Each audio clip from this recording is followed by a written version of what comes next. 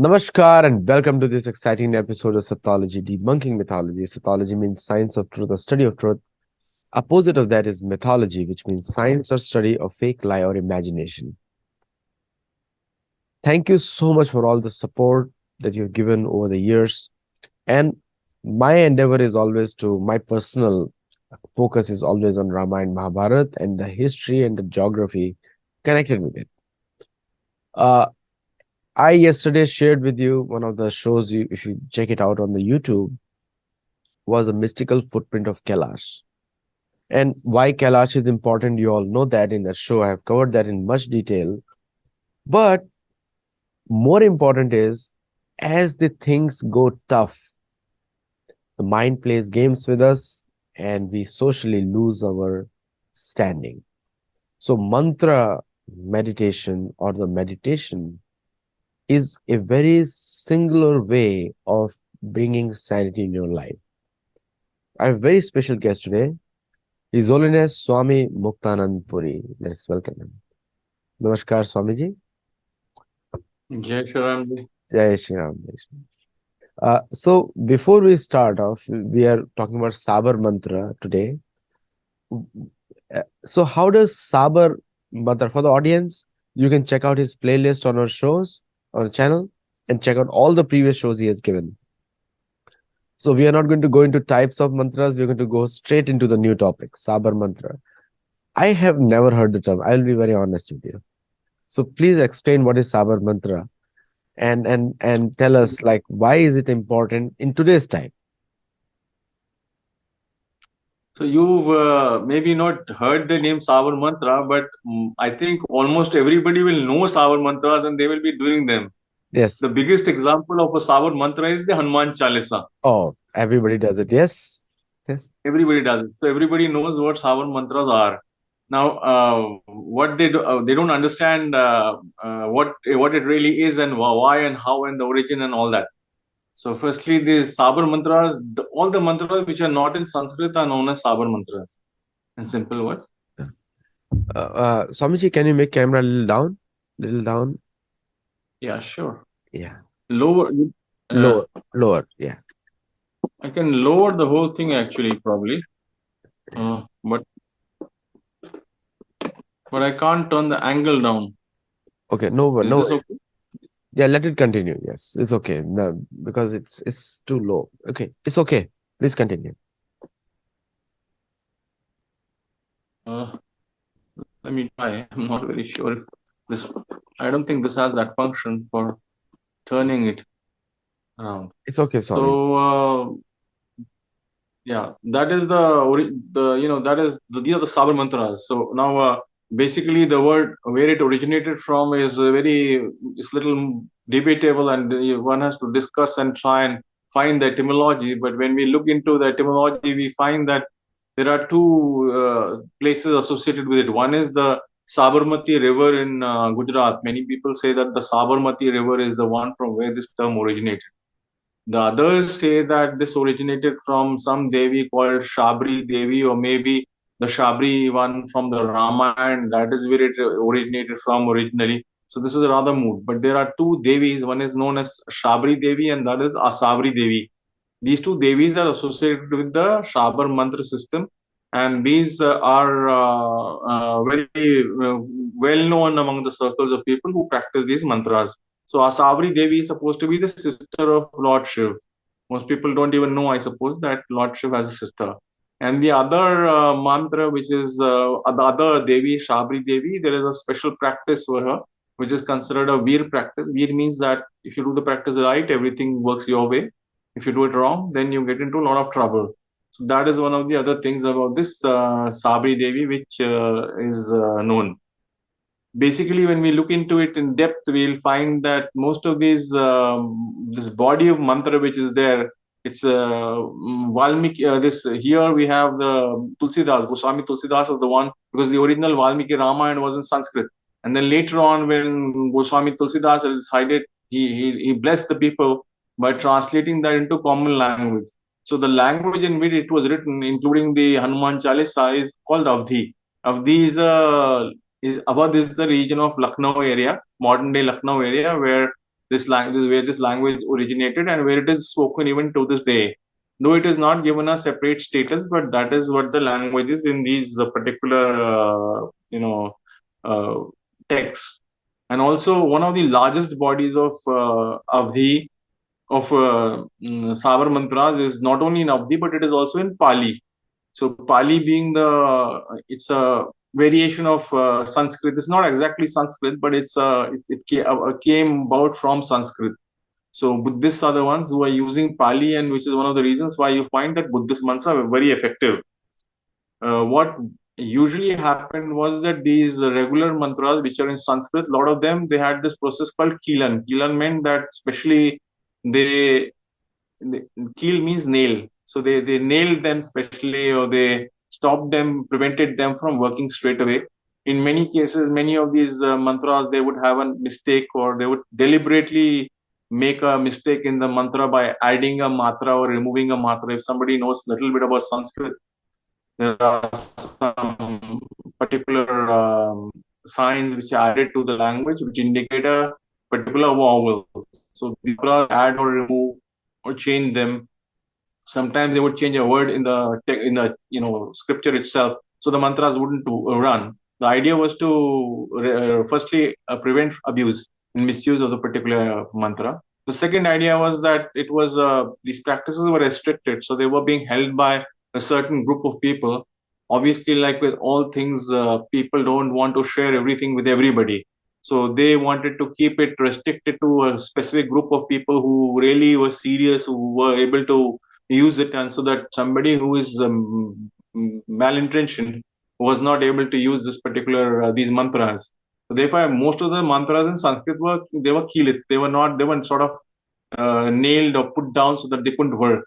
This problem was removed in the Sabar mantras because they were changed from that form, and a different mantra was formed. Essentially, the mantra how it came about is that normally a lot of times what would happen is that some person who was an ordinary person would be serving a monk who was staying somewhere, who was living there, doing his sadhana.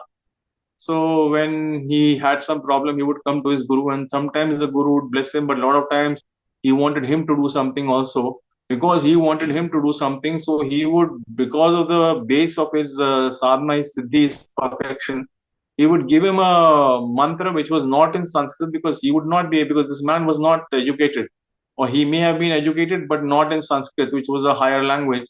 So therefore he gave him a simple plain mantra which was in a non-Sanskrit, which was in the common language, and this he would repeat, and therefore he would receive some effect. So this is the background of the Sabar mantras. They are very, very old. They have been in use in all the sampradayas. One will find that there are Nath sampradaya mantras in which there is Gorakhnath and Matsyendranath, and all these Naths will also come there. In the same way, in the Ghori Sampradaya also, one will find that these mantras are there. In the Vaishnav's tradition, I think there is the largest body because of the Ramcharitramanas by Goswami Tulsidas and all the Chalisas which are there. This forms the largest body. There are other things like the Ban, Bajrang Ban, the Shatika, and there are two, three other such texts which are used. Sankat Mochana, Hanuman Ashtakam, and all that. All these texts are very, very popular. They are regularly used. In the same way, we will find lot of other chalisas like Durga Chalisa or Ganesh Chalisa, which are in use. And in the same way, the artis which are there, which are sung after the puja, all of them are in Hindi or Avdhi, thereby making them also in Saba form. That is one of the other good points about the Sabar mantras. What are the benefits of the Sabar mantras and why they were specifically given? Like I already explained, the reason they were given is because they were given to common people. But among the other things here was that the person who gave them, he did not want to give them a mantra in Sanskrit. One of the reasons being is that there, if one makes a mistake, that mistake can be detrimental. It can harm the person. So, for example, I used to have a student who was, before he met me, he met some other sannyasi, and there he gave him a particular mantra. It was a Bhairav mantra which he was doing. So, in this particular month, there is this Apad Udharnay. Apad Udharnay, Apad means problem, Udharnay means to solve the problem. So please solve. The mantra goes something like, Lord Bhairav, please solve this problem for me, more or less in that sense. And then, there's a structure to it and all that. And so instead of this Uddharna, he made the mistake of saying Dharana, which meant Apad Dharana. So he became, give me the problem, or let me take the problem on myself. So resultantly, what happened is that he was, for no good reason, he was doing the mantra wrong. At that time, there were elections. For somebody pointed him out and said, "This man is not a very nice person. There's problem with him." He was a simple person. He knew nothing, but somebody, some enemy or somebody, as a joke or whatever, pointed him out, and he was caught and put into jail for 6 months because they thought that he was a troublemaker during that period. And so he sat in jail for 6, 7, 8 months and then came out after that, just because he did the mantra wrong. I know people will, some people may believe it, some people may not believe it. But even in the texts in Ramayana, we find that they wanted to disturb Rama during the war, and they changed the mantra specifically. Somebody went and gave him wrong advice, so the mantra was changed, and therefore he got into trouble.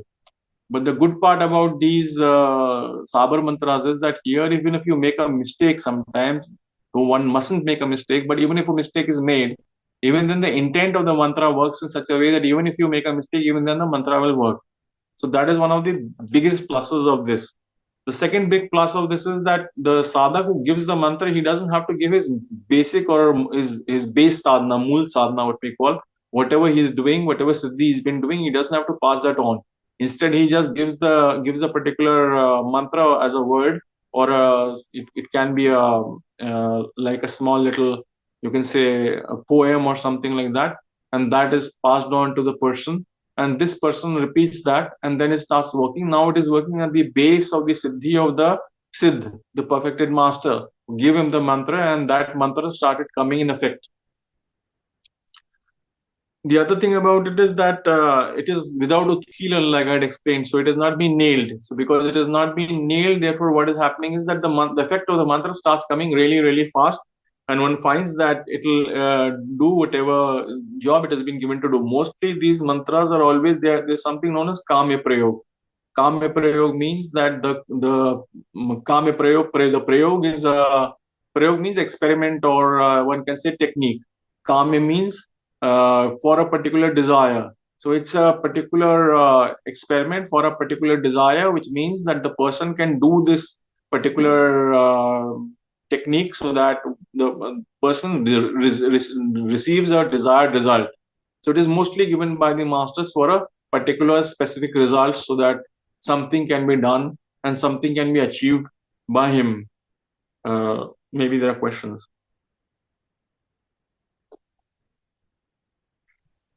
Swamiji, so you just correctly you said that the Sabar mantra are the mantra which are in the common language like Avdi, or they are referred to as, like Hanuman Chalisa gave an example you gave. So one question comes in, like generally the definition of a mantra, if you look at the Shastra, is Om has to be included there. Om, Klim, and Bij mantra has to be there. Not necessary? Okay. So now, so what is then the role of Bij mantra in Sabar mantra? No, firstly, the mantra Om is basically a fire mantra. It's a Bij mantra for fire, for liberation. So the thing is that it has been added in the Shastras everywhere. And it's a very moot point, because most of the people, you tell them this and they will start arguing, and they'll say, no, no, no, Om, without Om, there can be no mantra and stuff like that. But that is not true. If you go into the Shivadev tradition, for example, all the mantras that we do, none of them have Om. Om is like when you add Om into a mantra, it's like setting the engine on fire. So basically, it's destroying everything that is coming in the path. I've tried to explain this before also, and the other moot point is about the Gayatri. Usually, these are the two places where people disagree with me and start arguing most of the time. The Gayatri also is not meant for women. I have given good reasons and explanations why it is not meant for women. So one of the issues here is that in these mantras, it is not essential to have Bij mantras. We have many mantras. For example, we have the texts. In the text, there are mantras. If you take a mantra separately also and start doing them, even then the mantra will work.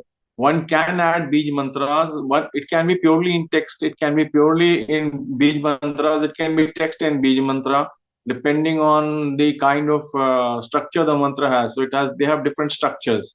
So and intent also is there, of course. And then these are passed on from master to master, so they are coming from a particular tradition, and therefore the potency or the potential or the perfection of that mantra, they are all understood and studied over various centuries. They have been studied for 50, 60, 70, 80 centuries.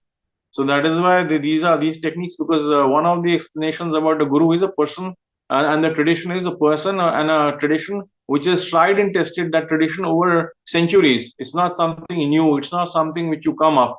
New age means that the person has not tried and tested it. He is trying and testing it now, and therefore we have some idea. It does give some result, but there is no proper or complete understanding of the perfection of that particular technique which is being passed on. One of the other pluses of the Sabar mantra is that suppose you are standing, it is like suppose a person is standing on the ground floor, the mantra will lift you straight away and put you on the 11th floor. So the siddhi of the mantra, the perfection of the Sabar mantra happens very fast. So that is one of the other reasons why the Sabar mantras are passed on. So I hope this answers your question.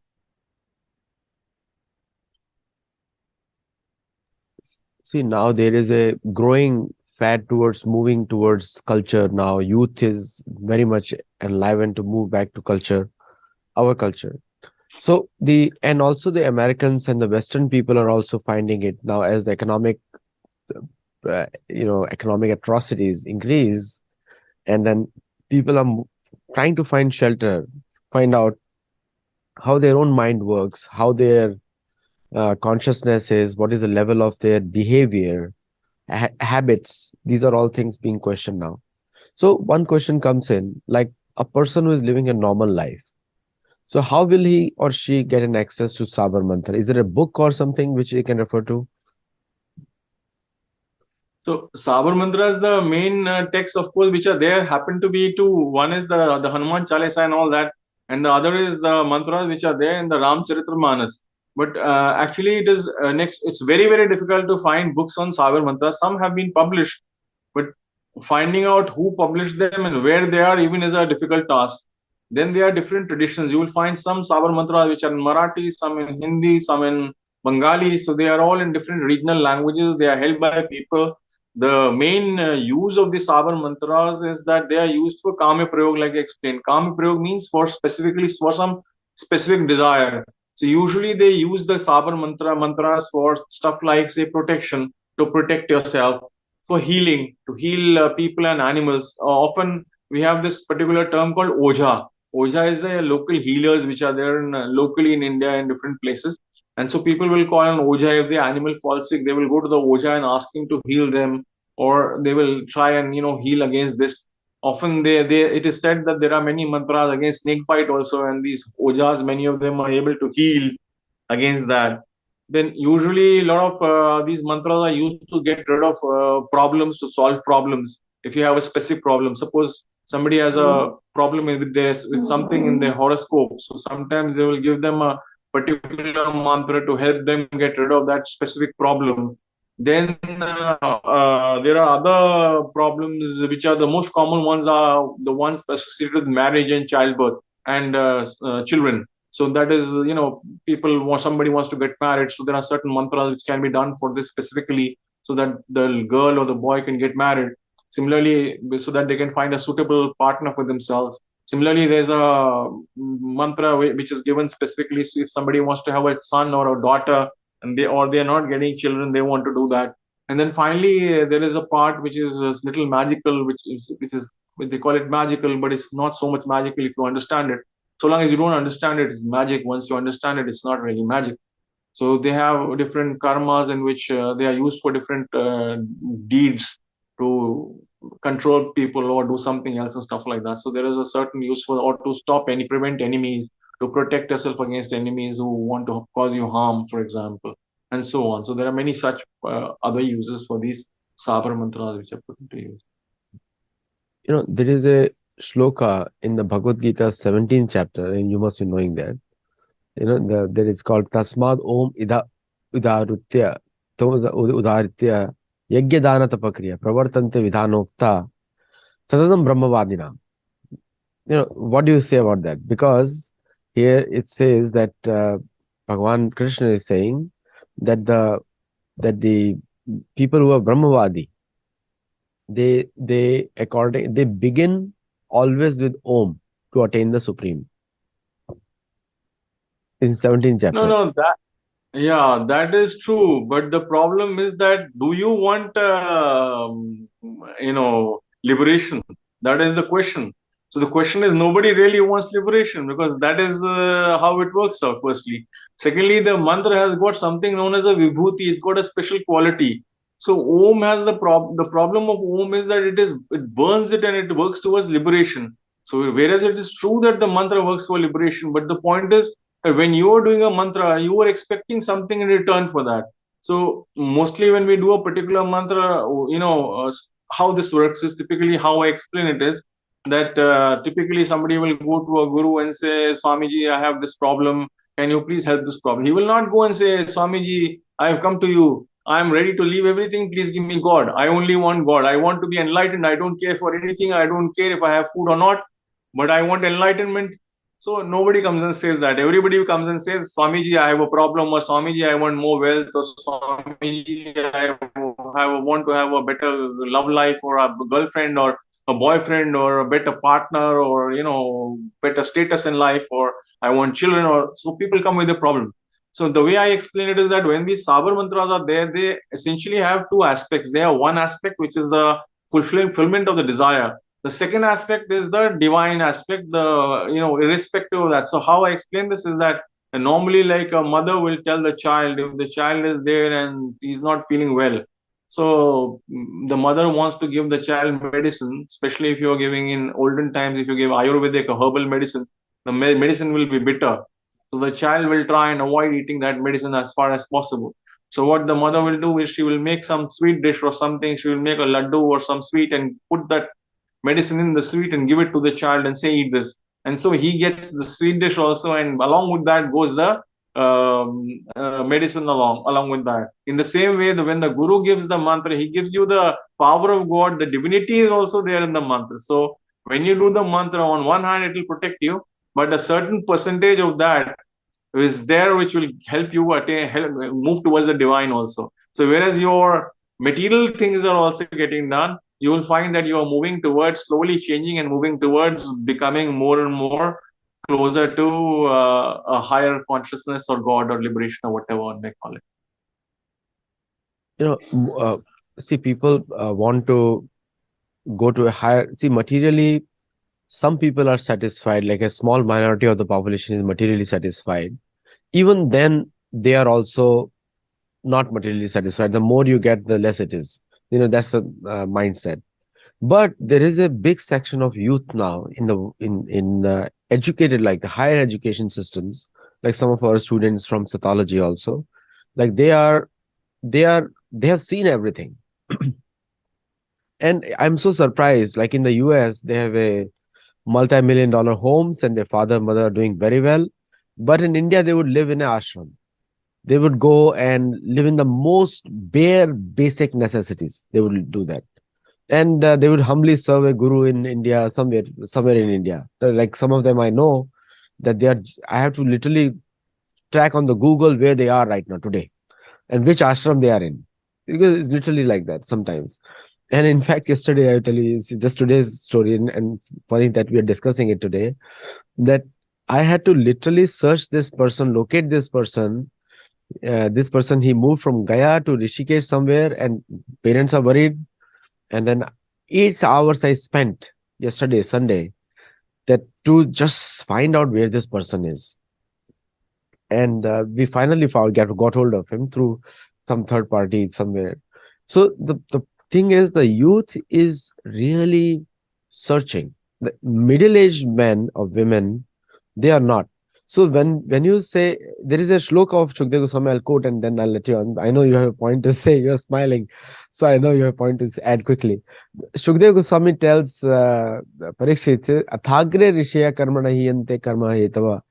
Iya Mano ki Purusha Prayo Nisha Prapachite.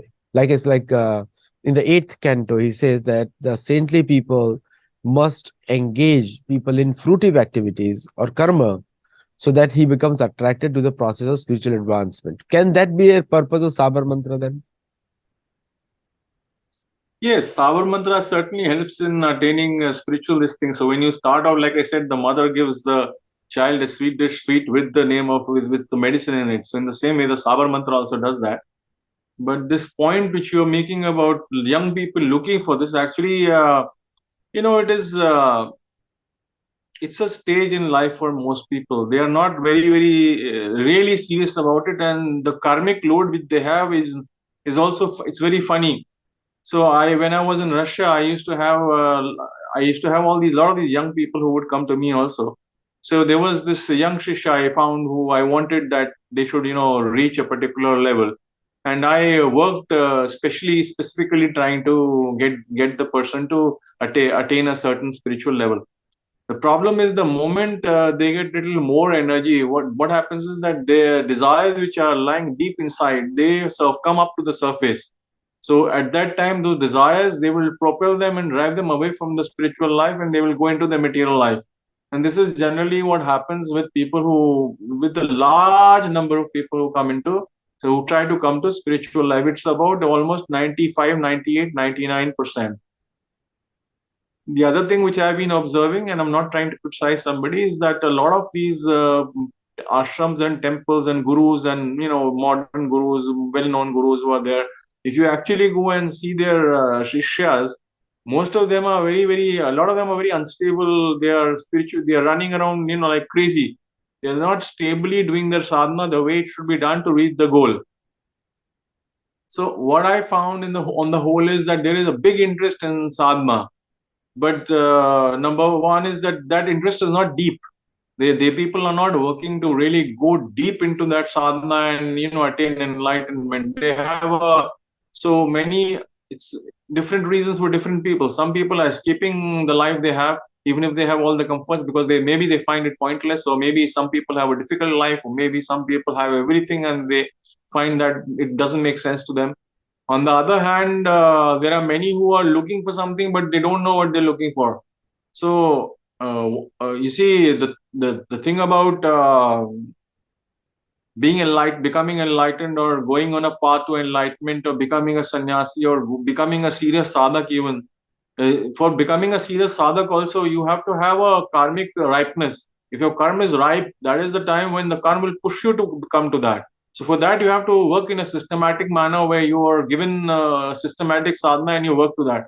I find instead that a lot of people who are getting involved into sadhana, they are wasting their time and energy, and not always are they being given the right sadhanas also.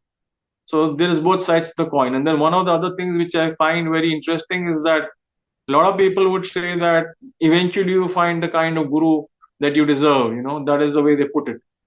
So it's difficult to really pinpoint and put on a spot and say this is the way it is. It's very subjective. Like you mentioned one point, subjective. Like sadhus like yourself. Somewhere we have to say, you have to say, or you have to say, I'm just a small seeker. See, we have to say that this is the path. People don't like assertive talks. People say, oh, we just leave it to the people. I mean, not a single academic system leaves it to the people. Now, what to speak of spiritual path? There has to be a certain way to do it. And Bhagavad Puran, Bhagavad Gita is very straightforward. So this is the way to do it. So that ambiguity has been brought in to create confusions. So what do you say on that? Because you have to tell people that this is the way, whether you like me or not, this is the way. No. If you have to like me, then I have to be a film star. No, I'm a movie star or a singer or a pop singer. I'm not a sannyasi. Then I'm useless to you, because if I have to come to you and every time pat you on your back and be nice to you and be sweet to you, and only then you want to listen to me, then I'm sorry, that doesn't work for me, at least, because I'm the kind of if you're coming to me, I'm going to whack you on your head many times on your backside and get you to do what I want you to do. Because if you don't like that, go home. Just go back where you came from. It's that simple. So that doesn't work with me. It doesn't work for me. I don't take students like that. Even my Russian students, Sometimes when I'm not in a very nice mood, they get it very badly from me, and even the Indians.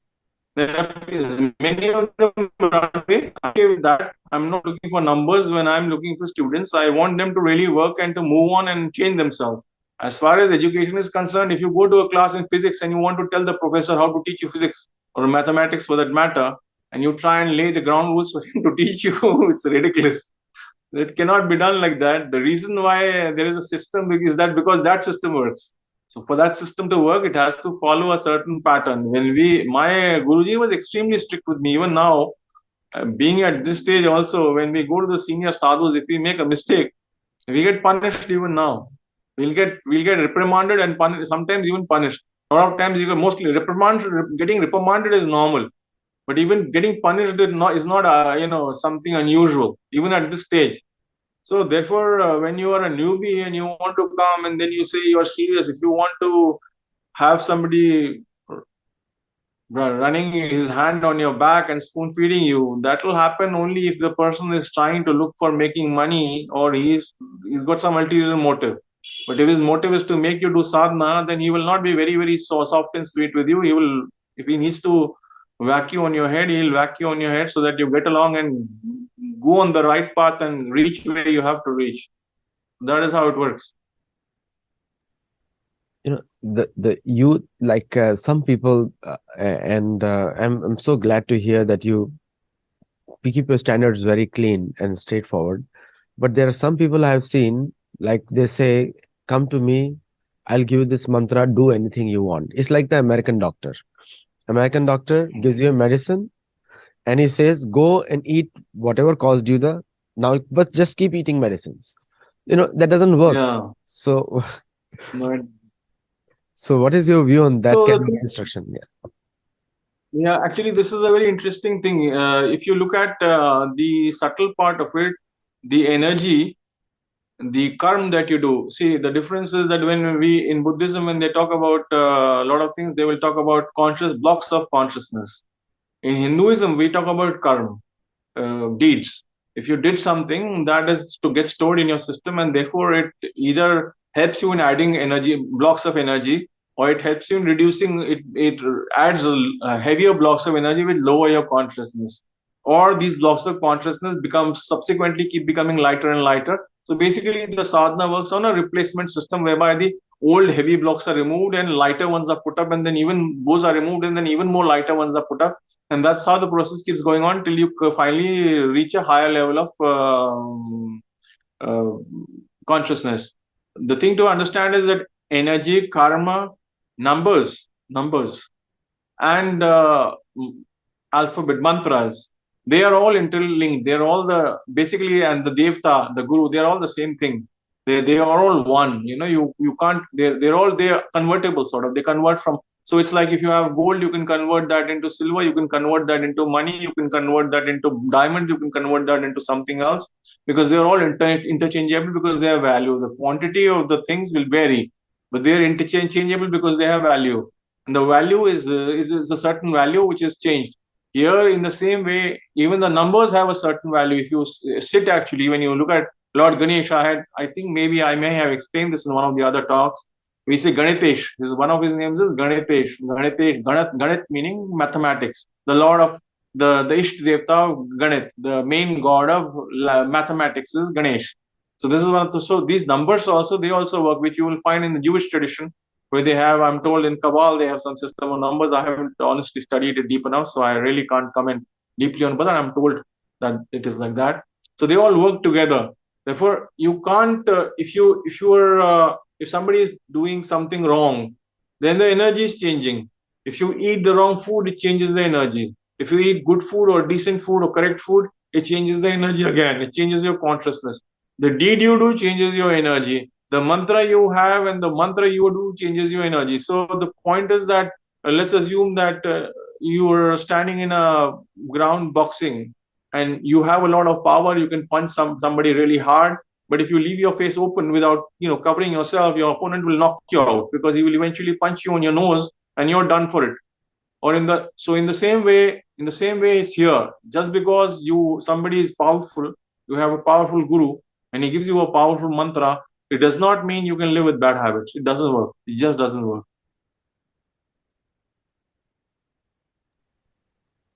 One last question, and it is come from the audience.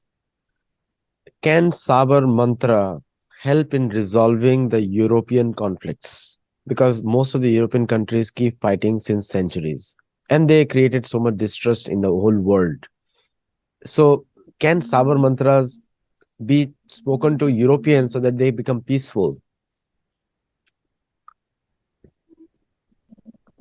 So the thing is that when we talk about sadhana, sadhana is not directly a collective, it's directed at the individual, which means that when you do a particular practice, it will change you as an individual. You see, if you try to change your family, if you have a mantra or if you have a spiritual strength, and you try to change your family, you will not be able to do that. See, we in India we have a saying that Lord Ram came, Lord Krishna came, they went away, the world remained almost the same, that they were evil people and they were good people.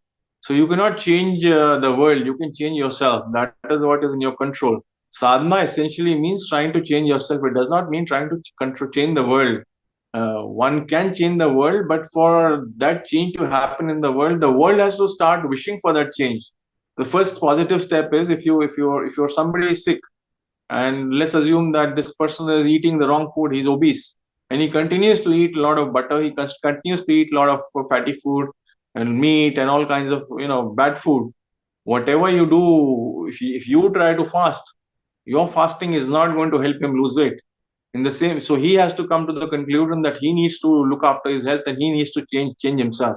So the problem is that all those people who are there, they are not willing to do that, therefore it is not possible to do that. Secondly, one of the other things I've observed is that, and earlier this used to happen once in a while, that some accidentally I would touch people, and when I touched them, I would feel a huge amount of pain in their bodies, and I would wonder how they lived with that pain. So the thing is that you have to transcend a certain level to come to a point where you realize that whatever you're doing wrong. You've been doing that wrong, and that is causing a cause for pain for you. But that level, for you to get there to know that, that's a long journey by itself. So therefore, it's not something which will happen overnight. I mean, it's a realization. Spirituality and change of consciousness is a realization. It's an individual journey. It's not a. It can never be a collective journey. We say that a person is born alone and he will finally die alone. If he has to become enlightened, he becomes enlightened alone. It is never a group effort. You cannot become enlightened as a group, unfortunately. I wish that was so, but wishes of horses big as a ride.